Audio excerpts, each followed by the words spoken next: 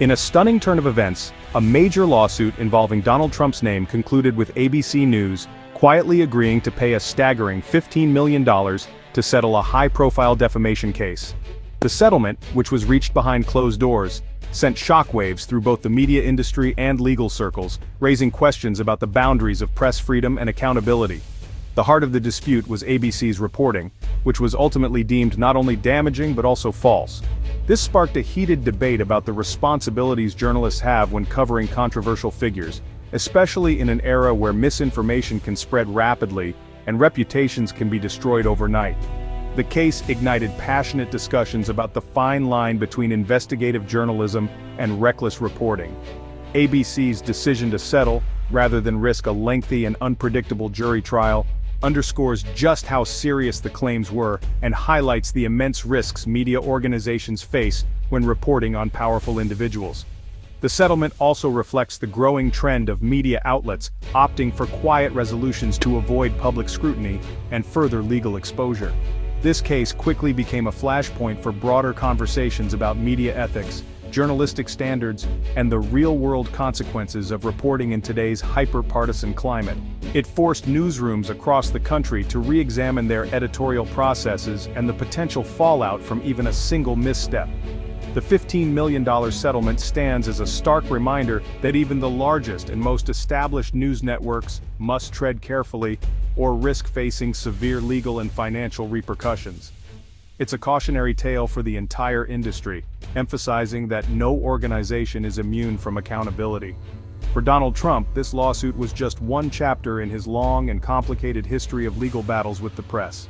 Over the years, Trump has frequently clashed with media outlets, making headlines for both his lawsuits and his outspoken criticism of the news industry.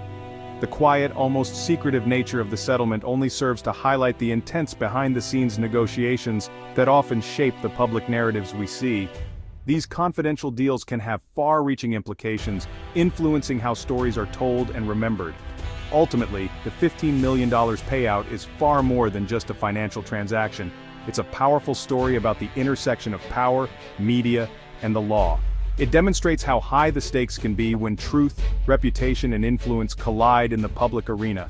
This case remains a significant, if often under-discussed, chapter in the ongoing and ever-evolving saga between Donald Trump and the media. Its impact continues to reverberate, shaping the way news organizations approach their reporting on public figures and controversial topics. The ABC News settlement is just one thread in Trump's long and complex history of using litigation as both a shield and a sword. For decades, Trump has not only defended himself in court, but has also initiated lawsuits as a way to shape the narrative around his public persona and business dealings. Lawsuits have become a powerful tool for Trump, allowing him to control his image and aggressively challenge any critical coverage. This legal strategy has forced newsrooms and journalists to be exceptionally meticulous in their reporting, knowing that even minor errors could lead to costly legal battles. This ongoing legal warfare has blurred the lines between news, political spin, and outright attack. The result is a media environment where it's increasingly difficult for the public to discern what is fact, what is opinion, and what is strategic misinformation.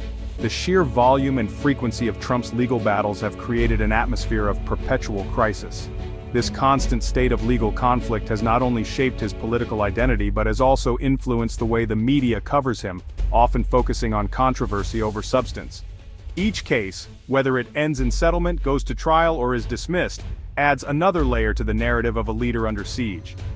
Trump has skillfully used this theme to rally his supporters, portraying himself as a victim of relentless attacks from the media and political opponents.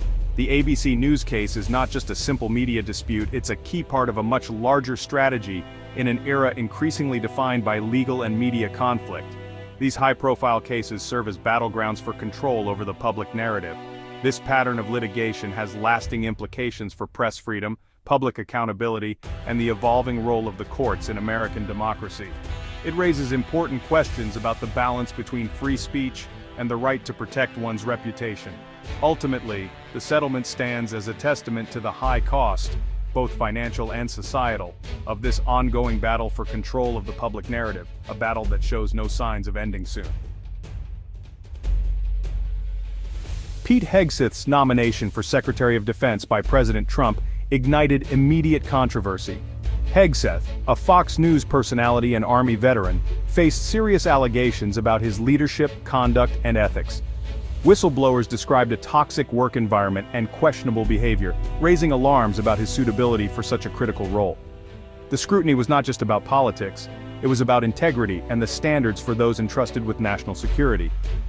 Critics argued that confirming Hegseth would undermine morale and send the wrong message about the administration's values. The Senate's response became a test of its willingness to challenge presidential appointments on character grounds.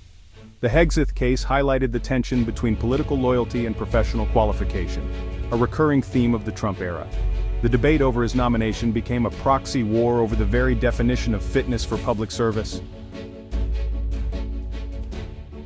A deeper look at Hegseth's background revealed repeated allegations of unprofessional conduct and poor judgment. Former associates described a pattern of public intoxication and other troubling behavior, raising doubts about his discipline.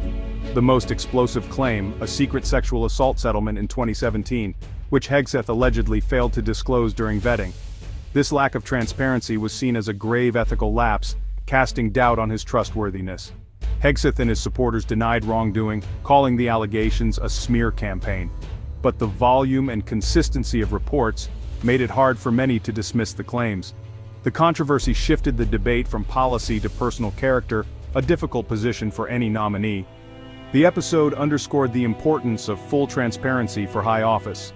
For many, the combination of allegations and concealment made Hegseth an untenable choice. The allegations against Hegseth extended beyond his public persona, reaching into his leadership roles at prominent veterans groups. Here he faced serious accusations of financial misconduct, raising questions about his integrity and stewardship of organizations meant to serve those who have sacrificed for the country. Whistleblowers from within the organization stepped forward, claiming that Hegseth had misused nonprofit funds for personal expenses. These claims painted a picture of betrayal, as the very people entrusted to protect veterans' interests were allegedly exploiting their trust for personal benefit. The mounting scandals reportedly forced Hegseth to resign from both organizations. His abrupt departures fueled heated debates, with many arguing that such actions demonstrated he was unfit for any cabinet-level position, especially one involving oversight of veterans' affairs. Critics seized on these events, pointing to his exits as clear evidence of poor judgment and a troubling lack of ethical stewardship. The controversy became a focal point in discussions about leadership standards for public service. Senator Richard Blumenthal emerged as a leading voice against Hegseth's nomination. He cited not only the alleged financial irregularities but also reports of alcohol abuse, arguing that these issues were fundamentally disqualifying for someone seeking a position of such responsibility. The claims of financial mismanagement were especially damaging, suggesting that Hegseth may have exploited a noble cause for personal gain. For many, this crossed a line, as veterans' charities rely on public trust and transparency to fulfill their missions. Despite his decorated military service and high-profile media presence, the weight of these allegations proved overwhelming. The veteran community, already vulnerable, was left questioning the motives of those in charge. Ultimately, the controversy underscored a crucial lesson. No amount of public recognition or political connections can erase a history of questionable conduct, especially when the stakes involve the well-being of those who have served the nation. The episode became a cautionary tale about accountability and the importance of ethical leadership. Trump's economic policy clashed with corporate America in a public showdown with Walmart over tariffs on Chinese goods. When Walmart warned that tariffs would raise prices, Trump insisted the company absorb the costs, using the bully pulpit to pressure compliance. This episode showcased his willingness to intervene directly in business decisions to advance his agenda. Critics argued that tariffs are taxes passed to consumers, and Trump's demands ignored basic economics. The confrontation created uncertainty for businesses, wary of becoming political targets. By singling out Walmart, Trump rallied his base but raised concerns about the long-term impact on the free market. The episode was a clear example of using public pressure as a tool of economic policy. The Trump administration's policy stances often shifted, creating unpredictability in governance.